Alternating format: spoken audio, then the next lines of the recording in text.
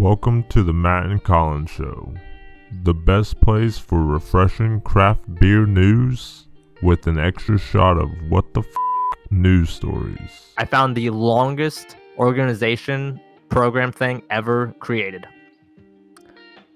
I'm going to try to say this in one take. Okay. The United States Beer...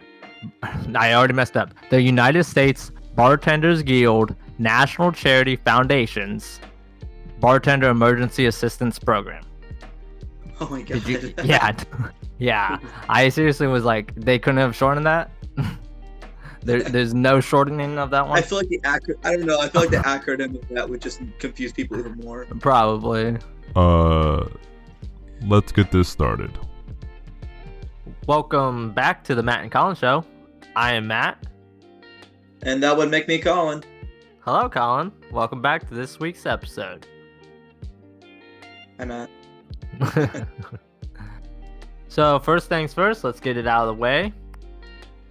Like the video, share the video, follow the podcast for more, subscribe also for more. Okay, and on to the next part. Try to delete the video, maybe. Yeah, try that. Figure that out if you can. But be careful with that. Be careful. Also, tell your friends. Tell all your friends. Tell your dog. Tell your cat. Yep. Tell your friendly cactus plant and. They listen. Talk to your plants, homies. Yeah. There are studies that show they listen. So, hell, even make them a YouTube account. Subscribe to the channel. There you go. We're gonna do some big stuff at 100 subscribers. If any of you guys subscribe, just do it. It takes 2 seconds to subscribe. If any of you assholes will do it. But with all of those things being taken care of, all the housekeeping items, subscribe and like the video. I'm drinking from the Pike Brewing Company. It is called Space Needle IPA. It's a golden IPA that is a 6% beer, 59 IBUs. Golden IPA, like I said, very refreshing. It's classic beer, honestly.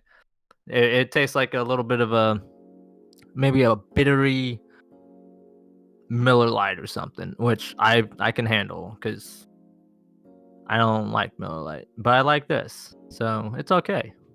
I give it a 3.5 out of 5, honestly. What about you, Colin? What you got? I have something I just got today from Elevator Brewing in Columbus, actually. It's called a Gravity 4.0. It's a Belgian-style triple. I wanted something a little bit different today because I kind of got burnt out on the IPAs here recently. So it's a 10% ABV and 40 IBUs.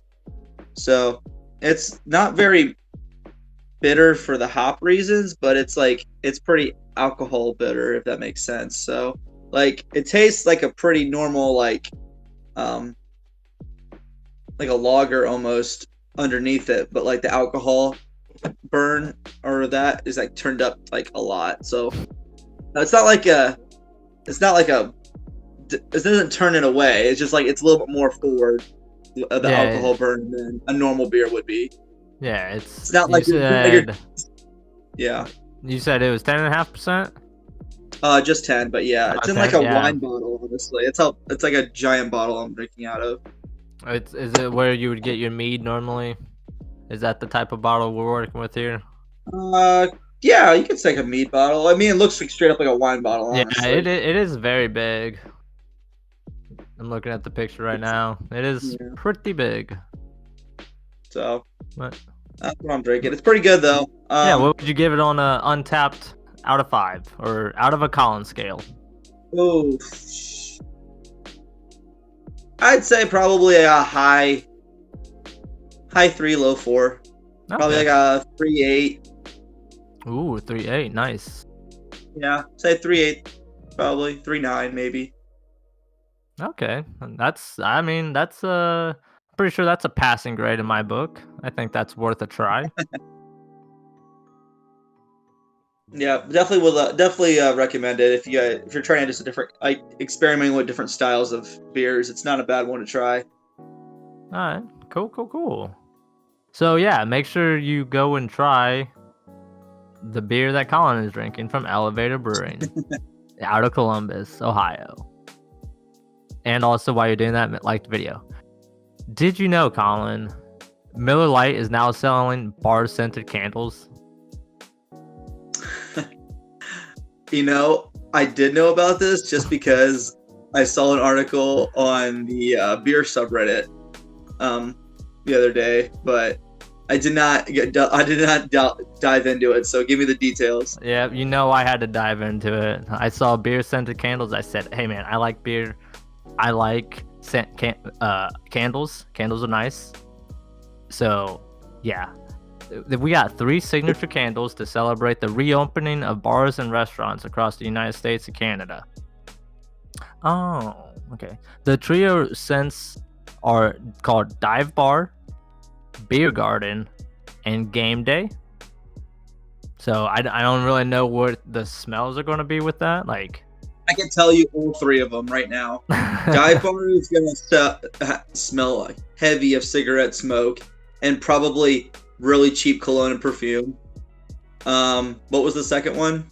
Beer Garden.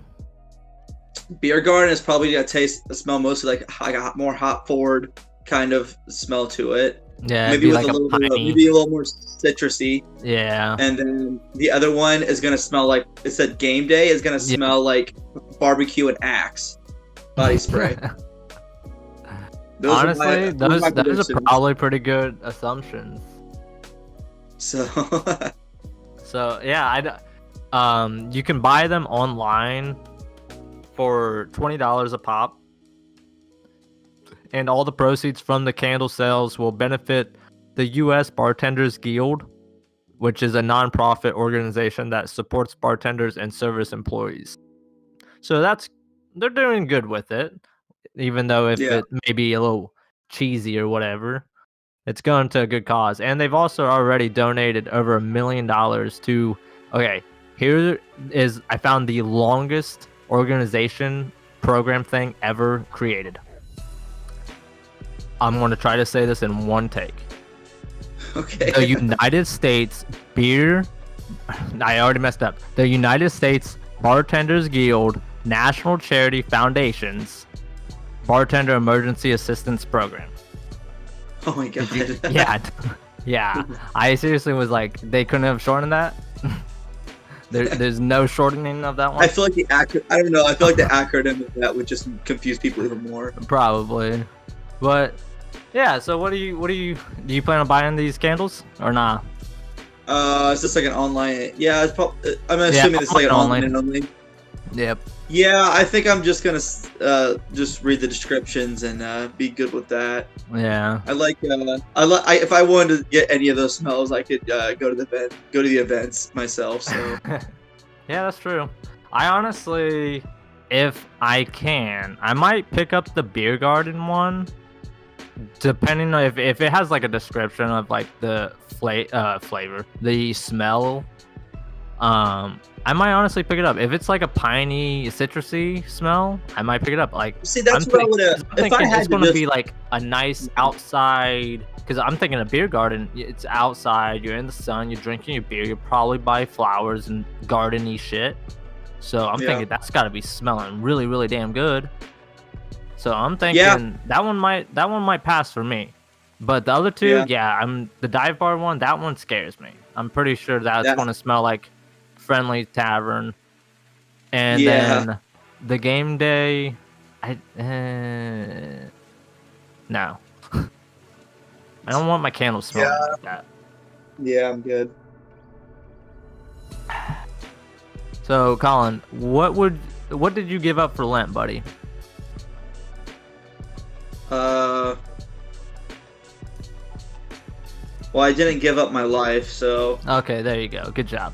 I didn't give up that either. So, but a man, he said he gave up everything other than beer. Oh, yep, I've heard about this. Yeah, Yep. so this isn't nothing too crazy new. This is a story. This guy's been doing this for a couple years now, but this year this is the third year, so it's picking up steam. He's got like a bigger social media following. He's working with charities with this now. But this guy, he a Dayton man from Ohio, well, a a man from Dayton, Ohio. He first heard of the idea from the Paulinier monks in Germany, who were credited with the first all-beer diet during Lent. He says he had always struggled with his weight, so he wanted to see if this beer-only diet would actually help, as what the research proved to. He wanted to see if it was true or a myth, pretty much. So for the entire, this was in 2019 when he first started. Mythbusters episode. Yeah. In 2019, he drank roughly 3 to 5 beers a day. Pretty much like you wake up, your breakfast beer, your snack beer, your lunch beer, your snack beer, your dinner beer.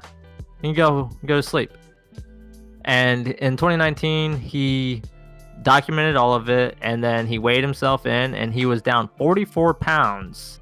And the doc said the blood work revealed that his health markers had improved, including blood sugar and cholesterol.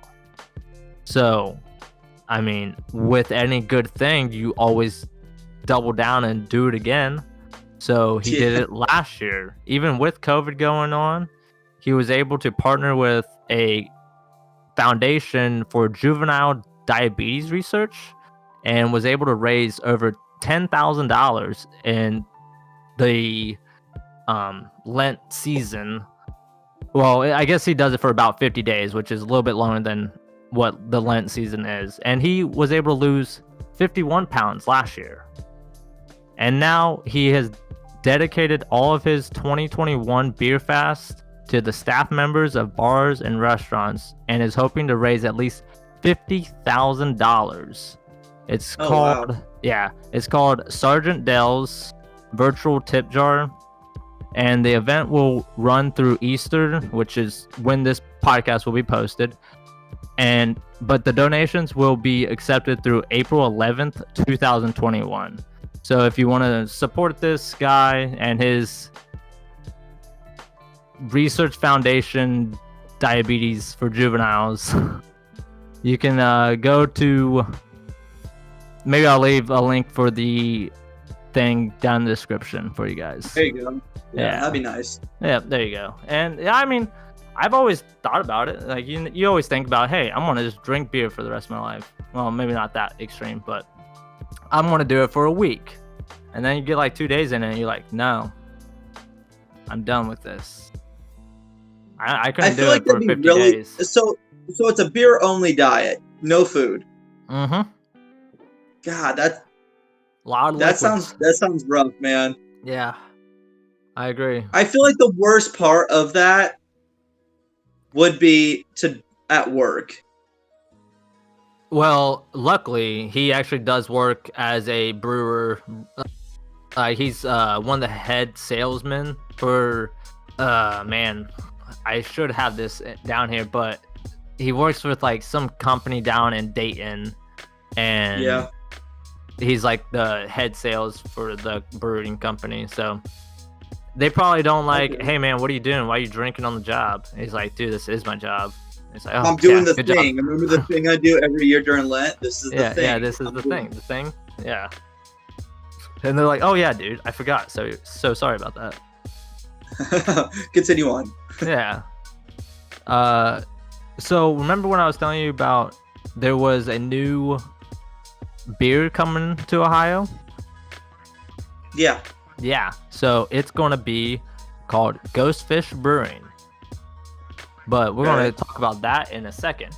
But GHOSTFISH Brewing, over the weekend, there was a beer competition called the New York International Beer Competition. Seems fitting. Okay. And GHOSTFISH Brewing took home 3 medals. They took home a silver medal for Kickstep IPA, which also GHOSTFISH is a brewery here out of Seattle. For anybody why this is a big thing. And then they also took a bronze for their Watch Standard Stout and Peak Buster Double IPA. The Kickstep IPA is a light-bodied beer with a dry finish, and it is the first winning. This winning is the first medal for the beer. That was tough.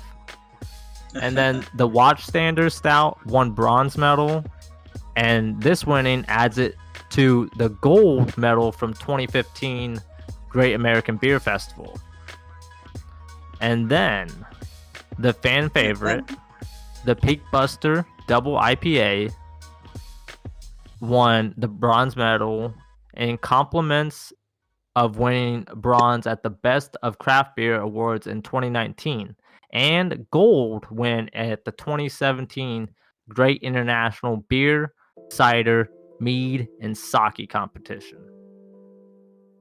So this isn't like a small thing. Like New York's pretty big state, so yeah. There's been a lot. Well, it's not even. Yeah, this was actually a worldwide competition. There was over 800. Yeah, you did say international. Okay. Yeah, 800 entries from around the world competing in nearly 40 different categories, and it was all 100% virtual. Yeah, well, we didn't win everything. Like, we played pretty well. Yeah, exactly. Yeah.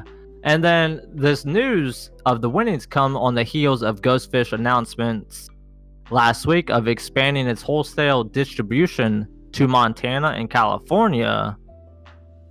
And now GHOSTFISH beers can be found in 17 states, including New York, two Canadian provinces, and the UK. Also, they can ship beer to 30 different states, including Ohio, Washington, and 28 other states. So big week for GHOSTFISH. How close is the brewery over where you were at? It is. Let me check that. I think it's like 30, maybe a 15-minute walk from me. Oh, really? Yeah, I think it's pretty close to me. Yeah, it's in the industrial district. I know what you're doing. Oh, dude, this is actually that's hilarious. This is seriously right next to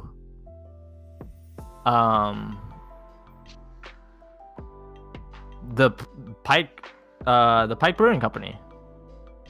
Okay. Yeah. So you're gonna be doing that, probably walking there here soon, I assume. Yeah, I'm gonna definitely have to be checking that one out. Let's see, directions from home. Yeah. Okay.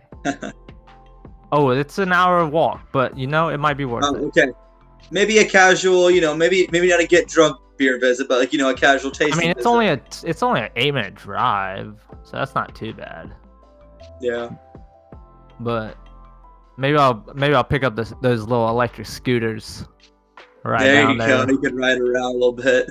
maybe fall off of them once. I almost fell off the one, but I held it together. So this was the story because it was like you said it was coming to Ohio, or yeah. They also Ohio had just recently announced that they had opened up I think 16 new breweries to ship into state.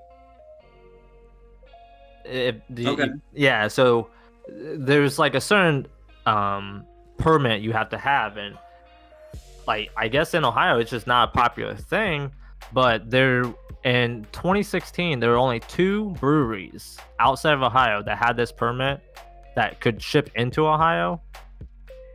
And I don't think that doesn't seem like a thing. What do you mean? That makes no. So there's 2 breweries that were from outside of Ohio. There are only 2 of them could ship into it independently. Like if you were owned by some a distribution rights. Yeah. Okay. Yeah, just for distribution purposes. Yeah. That still seems really low though. Well, but it just for most of these smaller breweries, they're all independent locals, so they try to make. Well, consider all the giant breweries in Michigan and Indiana. How many are actually owned by big boys? 3 Floyds out of Indiana, or Shorts or Bell's outside of in Michigan. That just surprises me, I guess. It's I'm not don't know. I mean, it's also possible that they have a different license or something. This one just talked Yeah. about shipping beer into the state to the customer. Not like this isn't going, as far as I've read, it's not going to like a Kroger. It's going like you can go on their directly? website. Yeah, like you can go to their website and be like, hey, I want to buy a 12-pack, and it gets shipped directly to you. I thought you couldn't do that. Can you do that? There were only 2 breweries that had the permits to do that.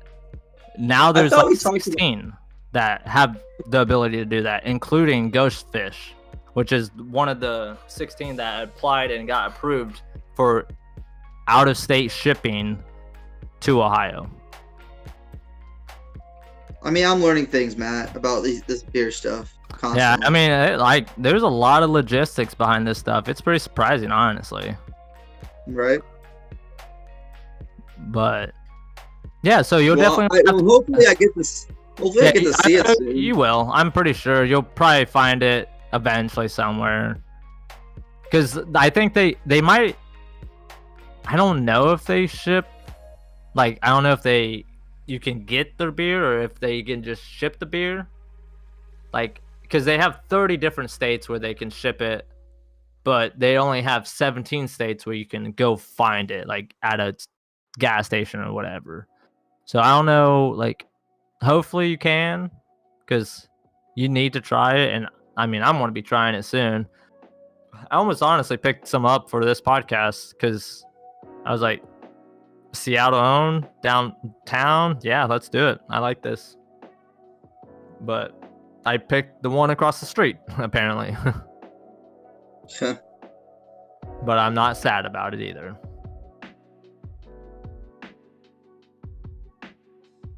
Interesting. That's pretty cool, though. Yeah, and honestly, other than that, that's everything we got for this week's wonderful podcast. We had our good beers. We had some good talks. Make sure to like and comment and subscribe to the video like you should. And we'll see you next Sunday. Cheers. Cheers, guys. Hey, that was better.